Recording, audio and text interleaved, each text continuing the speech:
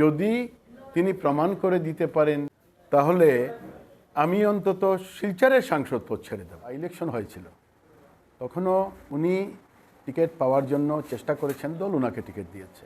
আর দল টিকিট দিয়েছে এই কথাটা স্পষ্ট হয়েছে আমাদের পরম শ্রদ্ধার মাননীয় মুখ্যমন্ত্রী ডক্টর হেমন্ত বিশ্ব শর্মা। তিনি বলেছেন যে বিগত বছরও অমিয়কান্তি দাস মহাশয় টিকিট পাওয়ার কথা ছিল, বিভিন্ন বা কোনো এক কারণে দল ওনার নাম মনোনীত করেছে। তো স্বাভাবিকভাবেই অমিয়কান্তি দাস বিগত বছরের ক্যান্ডিডেট হওয়ার কথা, তারপরে হতে পারেননি। দল হয়তো কোনো না কোনো কারণে ওনাকে এবার প্রার্থী হিসেবে মান্যতা দিয়েছে বা ওনাকে নির্দেশ দিয়েছে ভারতীয় জনতা পার্টির হয়ে খেলার জন্য। বিগত বছর বাই ইলেকশনেও অনেকেই টিকিট পাননি, নির্দল দাঁড়িয়েছেন, অনেকে আমাকেও গালবন্ধ করেছেন। বিগত বছর যখন আমাকে এই কথাগুলো শুনতে হয়েছে, এবার যখন দল প্রার্থীর ব্যাপারে আমাকে বলেছে যে আপনার কোনো পছন্দের প্রার্থী আছে কিনা, আমি স্পষ্ট ভাষায় দলকে আমি লিখিতভাবে বলে দিয়েছি যে দল যাকে দেবে তার সঙ্গেই আমরা কাজ করব, আমার পছন্দের কোনো প্রার্থী নেই। আমি ইলেকশন কমিটির মেম্বার আছি আসাম রাজ্যের।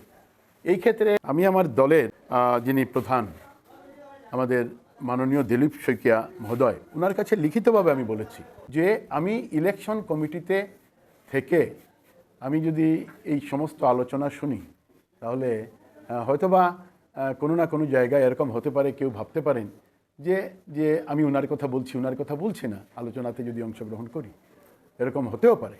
কাজে এই ক্ষেত্রে আমি ক্যান্ডিডেট সিলেকশনের কোনো মিটিংয়ে থাকবো না। একেবারে স্পষ্টভাবে মুখে বলেছি, প্রভারীকে মুখে বলেছি, যারা প্রার্থীরা আমার কাছে গিয়েছেন সবাইকে বলেছি যে আমি ইলেকশন কমিটির মেম্বার হিসেবে কে পাবেন না এই কথায় আমি যাব না।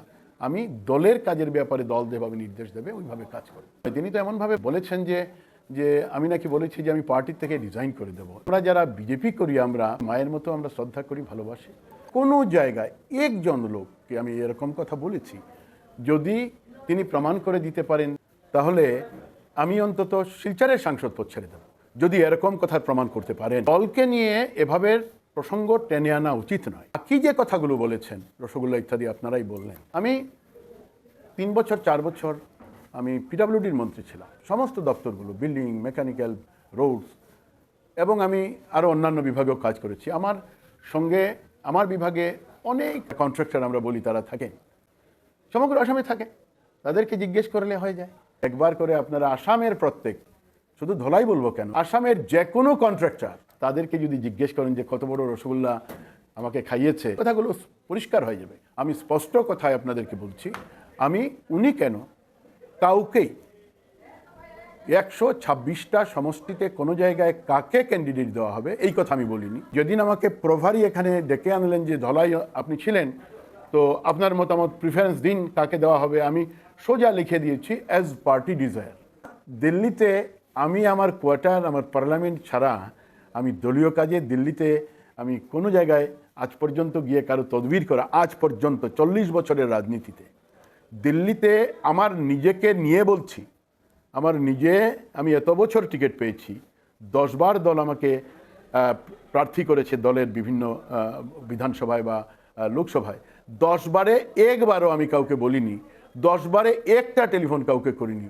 আমার এখানে কি হয়েছে যে ধলাইকে হবে না হবে তার জন্য আমি গিয়ে বলবো? সরকার পক্ষে আসার আগে বিরোধী পক্ষে অনেক রাজনীতি করেছি, কংগ্রেস আমাদেরকে অনেক তুলোধনা করেছে, মারপিটও করেছে আমাদেরকে, আমরা সব সহ্য করে এখানে এসেছি। পিঠের চামড়া এত শক্ত হয়ে গিয়েছে, 2-4 জন নির্দল আমাকে গালি দেবে, 2-4 জন স্বার্থান্বেষী আমাকে গালি দেবে, 2-4 জন যারা অপরিণামদর্শী তারা আমাকে গালি দেবে, তাতে আমার কি হয়েছে? বিজেপির ক্ষতি করার দুঃসাহস বরাক উপত্যকার কারণেই। কারণ বরাক উপত্যকার বিজেপি ত্যাগ তিতিক্ষার বলিদানের রাজনীতি করে।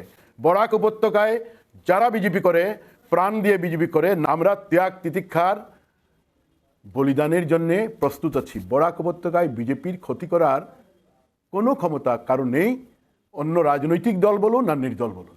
উনি গত 100 বছরে কি কাজটা করলেন যে মানুষ সন্তুষ্ট হবে?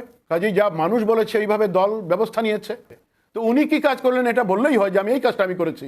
দল একজন বিজ্ঞ ব্যক্তিকে, প্রবীণ ব্যক্তিকে ধলাইতে, যিনি আজীবন দল করে এখানে এসছেন, সংঘ করে এখানে এসছেন, সমর্পণ করে এখানে এসেছেন, তাকে দল যদি দিয়েছে টিকিট, বিগত বছর দেয়নি, দলের মনে হয়তো মাননীয় মুখ্যমন্ত্রী বলেছেন বিগত বছর দেওয়ার কথা ছিল, দল কোনো কারণে দেয়নি। দল ভেবেছে 1 বছর 1.25 বছর ঠিক আছে, আমরা নতুন একজনকে নিয়ে এসে দেখি যে কতটা কি করতে পারেন। তিনি ওনার জায়গায় ফেল করেছেন, তো দলের কি দোষ? যাকে দিয়েছে ভালো লোককে দিয়েছে, সঠিক লোককে দিয়েছে, দেওয়া উচিত হয়েছে।